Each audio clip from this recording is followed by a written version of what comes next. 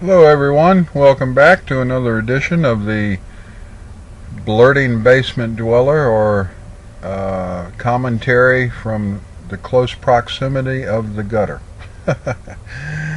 um, I had to let this, what I'm about to give commentary on, my opinion, whatever, I had to let this simmer for a little bit overnight so that I could better frame my thoughts on this.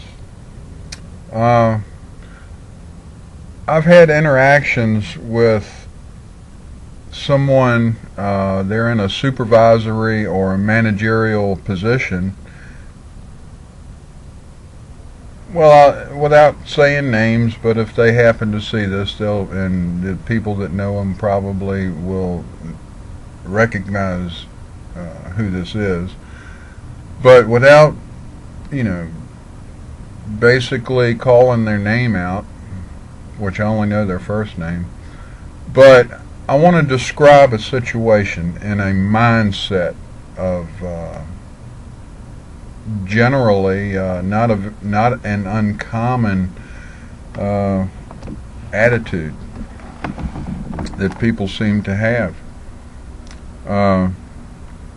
So this person is in a supervisory or managerial position at a library, and has a staff of quite a few people. And so anyway, the first time that I had encountered this person, I was at the library, and there was another person, just a person that was visiting the library for whatever reasons, and this manager type, supervisor type person, they usually make rounds through the library, just making sure everything's okay, I guess, checking on things. And so they started talking to this other person that was there, that was sitting at a table very close to me. And they started talking, and the person was he was there, and he was doing some work or whatever. He has something to do with model trains and an organization that promotes modeling trains and stuff like that, which I find very interesting. I had trains when I was younger and everything, and people are very interested in stuff like that. Not everybody, but some people. So they were conversing, and maybe I wasn't. It wasn't within the correctness for me to interject myself into this conversation. But I described a couple of things, and this manager supervisor type person, they were doing their best, and not overtly but covertly, trying to exclude me from the conversation, where I was, me and the other person, we got along fine. We wanted to hear what each other said, but this other person, this supervisor manager type person, didn't, for whatever reason, didn't seem to want me participating in their conversation, which I can understand, but it was something of interest, and it interested me, and the other person that the other person visiting the library seemed to be interested in it, but this other person wasn't. So that was my first experience with them. So I was like, this person has some type of superiority complex, it appears. So, and here recently, regularly, myself visiting the library, this person, as I said, they walk through and check on things, make sure everything's all right, I guess, in the library.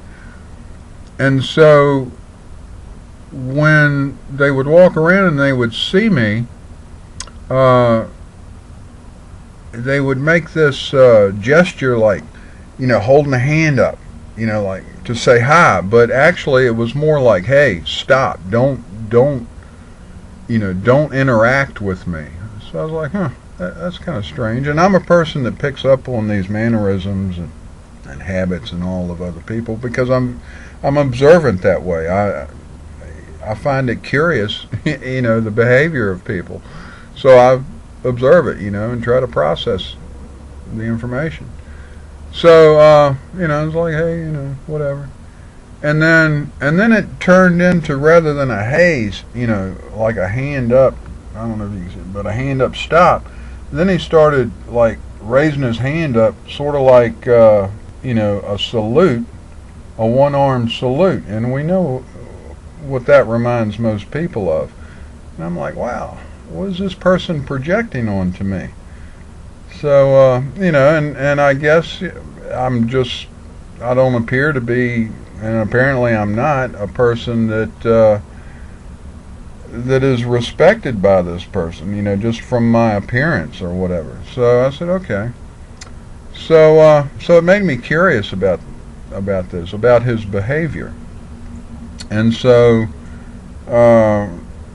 another day I brought up something about some music, and everything was cool. He apparently he was having an okay day, and he wasn't so discriminatory, or didn't act so discriminatory towards me that I noticed.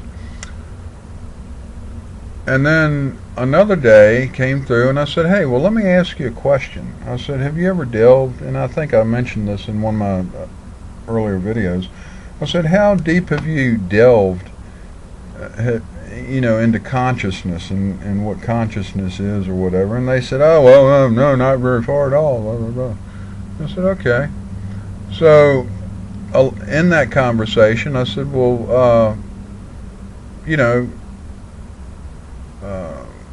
and something, one of what I feel is one of the most important little tidbits of that was that I said, well, I don't remember the exact word for word conversation, but I asked him, I said, well, what about changes being made or whatever, and coming up with ideas or what have you? And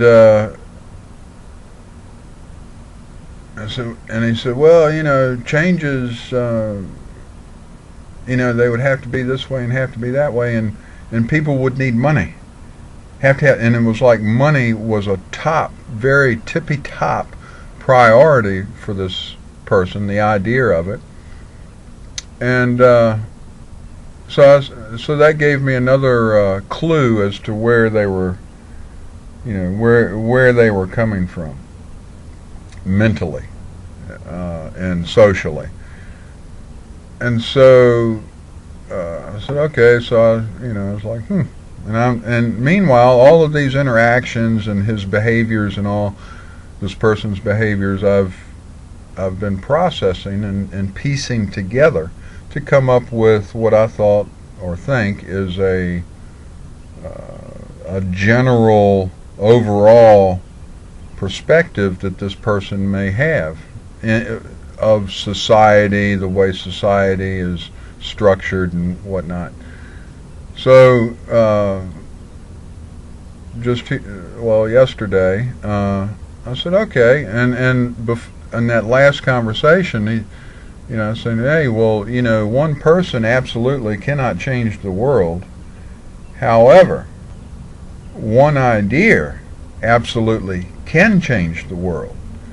And he walked away saying, oh, well, it better be, it's got to be a heck of a doozy of an idea for that to happen. And I said, okay, And meanwhile, I'm thinking about the little stuff that I'm doing, as far as interacting with people and, stuff like that. And this, this acrolesh of love, I call it. It's a lexicon, a vocabulary or what have you. And so yesterday I said, well, hey, I'm going to ask this guy, about something, and on along the lines of having an idea. Well, I was standing there at the desk at the library, and they had this poster or flyer, what have you, and it had library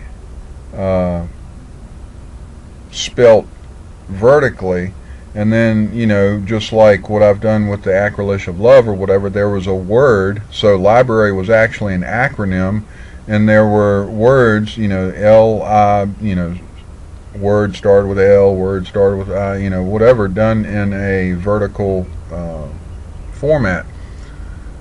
So he came out there and I said, yeah, I pointed at it and I said, see, now that is a really good idea. That is key right there, or a key. He's like, oh, yeah. And he kind of was putting me off. So I asked him, I said, well, what did you major in? Because in this first interaction that I had experienced with him, with this other person that was into modeling trains or whatever, he had made a comment because I had my vaporizer and I was explaining how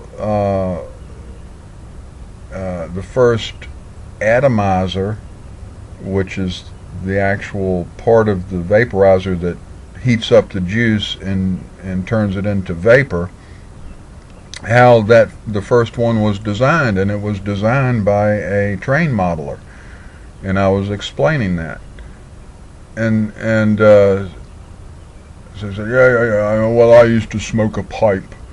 I smoked a pipe in college. So, along in all the other interaction or whatever at that time that was going on, I was like, okay, so I get a better idea of where this person's coming from. So anyway, so I asked him, and when I was at the desk, and I pointed out the idea how the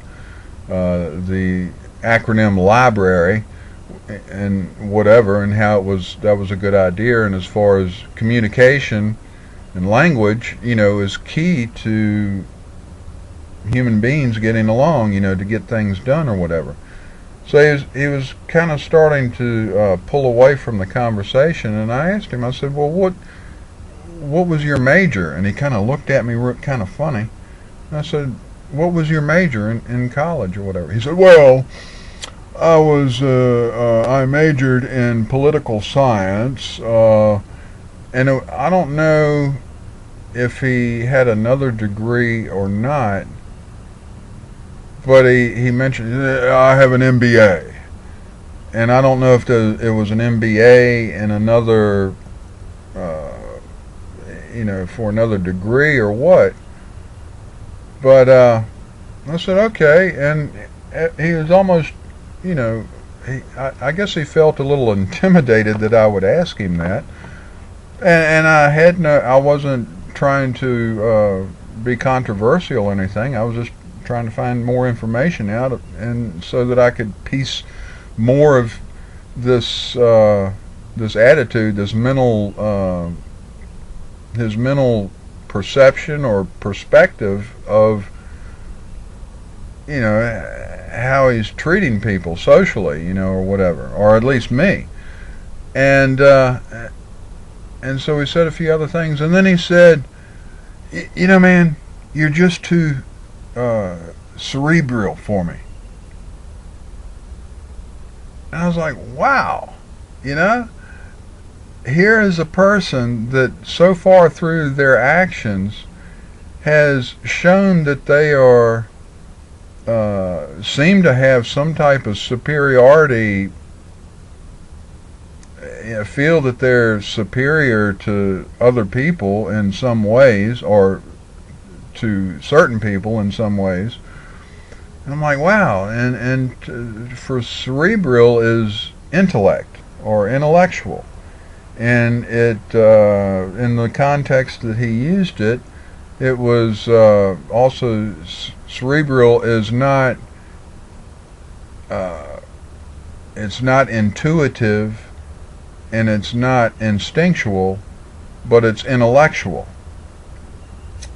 And I find this so it's just profound that he would say this. And it also has shown me that given enough rope, anybody will tie themselves up. Anybody. And whether it be from their perspective, their opinions, or what have you, if they hadn't thought it out, if they have not delved deep enough into whatever the topic subject is that they have this opinion or thoughts about, then they'll tie themselves up. And that's exactly, in my opinion, what he did. He tied himself up. And he also said that, I was too cerebral, and that for him, I was too cerebral for him. But yet, here he is in a supervisory managerial position in a library. And I mean, correct me if I'm wrong, but I would think that a library is sort of a main tenet for intellectualism.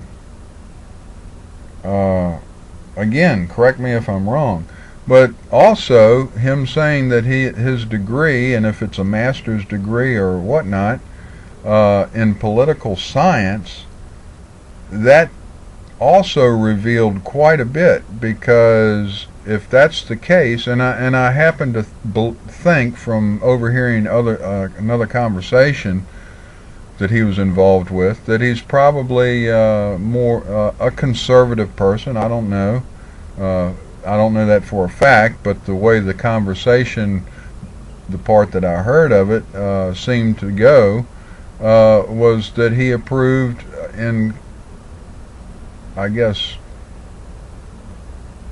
he approved at how the current president is in that particular situation, just recently, that how the current president actually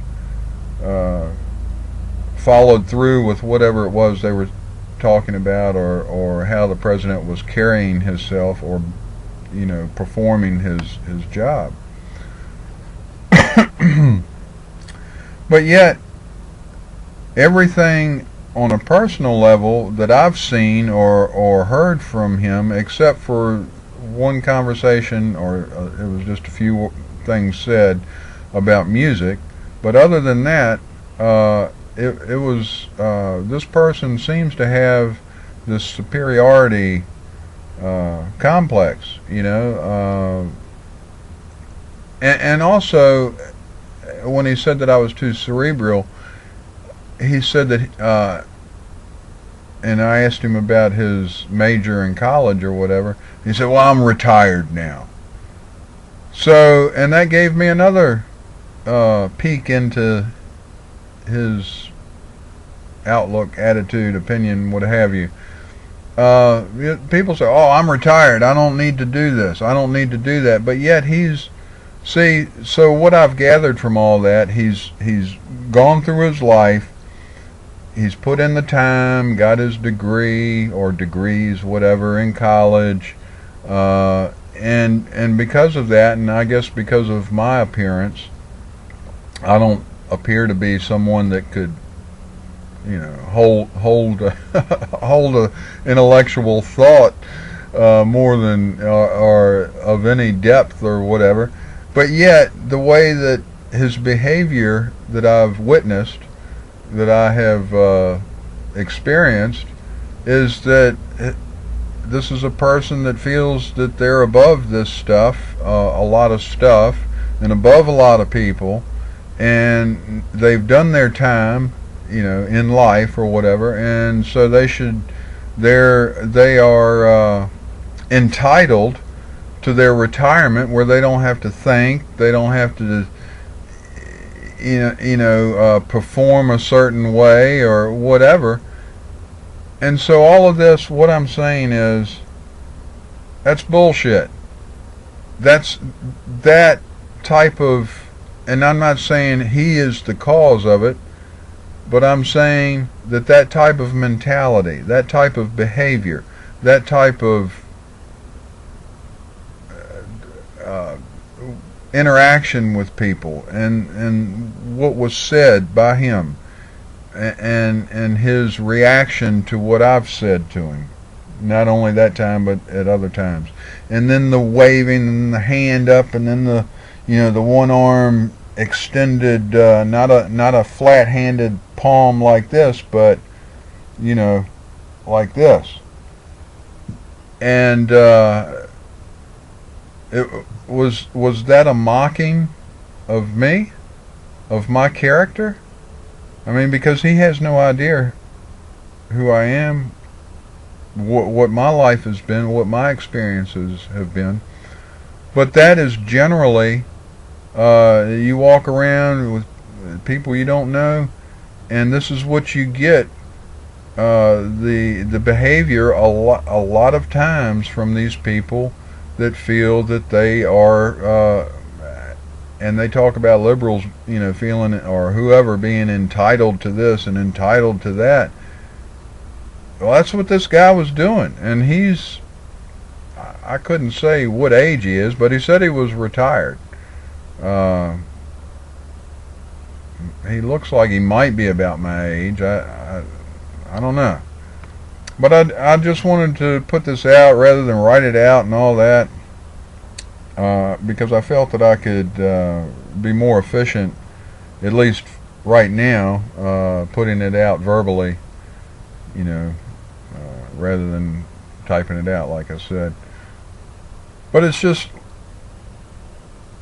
this is, from my opinion, my perspective, this is what it's going to take, is people getting out here in society and analyzing these behaviors that people have, and figuring out, well, why do they feel that way?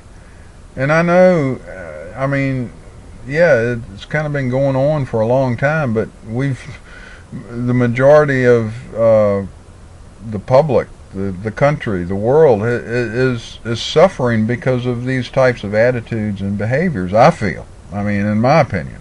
And I'm not saying this person was solely responsible for all of this, but I'm saying that the group mentality, the philosophy or whatever, that where these people are coming from with their ideas and the way they feel about themselves and other people, this is what's causing or continuing to propagate, cultivate, support the types of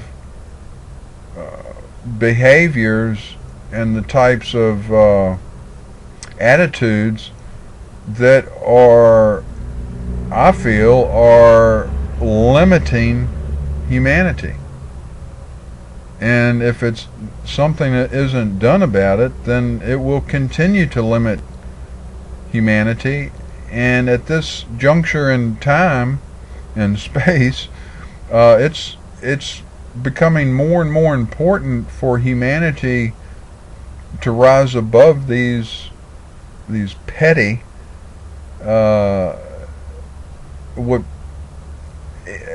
these people are being petty. I mean, they're being and I'm going to go as far as to say ignorant, and not in a saying that they're stupid, but they're in an unknowing way, they're ignorant about the bigger picture. But yet they seem to have, if they have a degree, an MBA or whatever, and especially the topic of political science, no. As far as I'm concerned, from my experience, they don't know much about political science at all, unless it was just a ploy to try to upset me or frustrate me enough so that I wouldn't want to interact with them anymore. And again, that's not helping humanity. That's not helping. That type of behavior does not help to make the world a better place. I guess that's really what I was getting at, that the world can't be made a better place if you have behaviors like that going on, and people that insist and feel that There's no more work to do. They're retired. Don't bother them. But yet, they've profited, they've benefited off the sweat, the labor, the backs, and the deaths of people that they felt were beneath them for some way and somehow. In some way and somehow. I know that he never fought in a war. He didn't, I'm sure, wasn't in the service. If he was, then there you go. I would imagine he would have been an officer, and he would have had that air about him of that his life was more important than anybody else's life, except for his commanding officer, that he felt intimidated enough or threatened enough that he had to do what the superior said, or he would face some type of ramifications or what have you. and so this just shows that there are people in positions with credentials that probably don't necessarily understand anything that they've learned, and are deserving of any accolades that they may have received, job offerings or what have you. So anyway, I'm going to leave it there. If he watches it, hey, whatever. And I'm not saying he's no more of a person than I am, or any less of a person than I am. I'm just saying that type of behavior certainly doesn't garner the respect that showing compassion and understanding and comprehension would, at least from me. Anyway, y'all have a great day. Thanks for watching. See you later. Bye.